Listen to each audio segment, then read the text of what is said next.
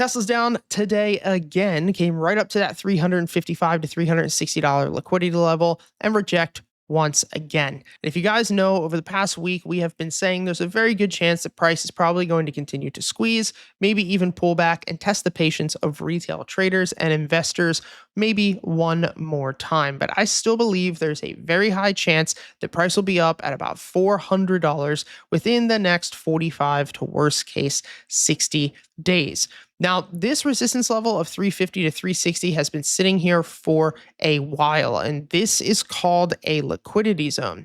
The more times that price will tap a liquidity zone, the higher of a chance we actually have for price to break through, or what's called sweep the liquidity. And once that happens, we'll see a significant breakout to the upside. But until then, price will most likely continue to knock around, pull back, trap a lot of retail into potentially trying to get rid of their shares, or thinking that it's going to break down before the breakout finally happens. Resistance today. And what I should do is look to sell up here and then get back in, sell up here, get back in.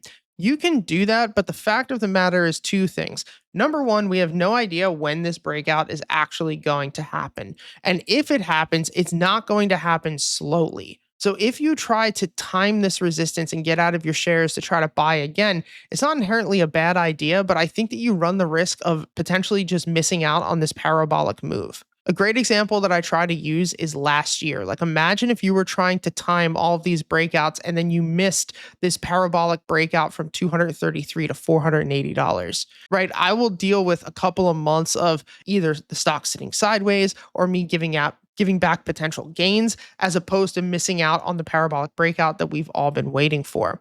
But of course, as always, you do you. In this case, looking at Tesla, I think that worst case, we're going to see maybe one more pullback, fill this gap to 340, maybe 330, flush out retail, try to get rid of the weak hands that are in this who don't want to be holding through the volatility before that breakout happens. But guys, nothing has really changed here. We still have this liquidity zone. We still have higher lows. We still have bullish buying pressure. We're still showing a compression. Still looks like if we break over 350, 360, that 400 to 420 is happening. And the only time that we really have to be worried is if $320 breaks. That's when this thing could move its way back down to $280. That's when I would be changing up my thesis. But until then, nothing changes. One of the things that you have to remember about trading and investing is that 99% of the shit that you're going to see on the daily basis, whether it's CNBC, X, whatever it is, it's just noise. If your conditions are still met, if nothing has changed, then it doesn't matter. We don't have to look at the chart. We don't have to ponder, worry, think about what's going to happen.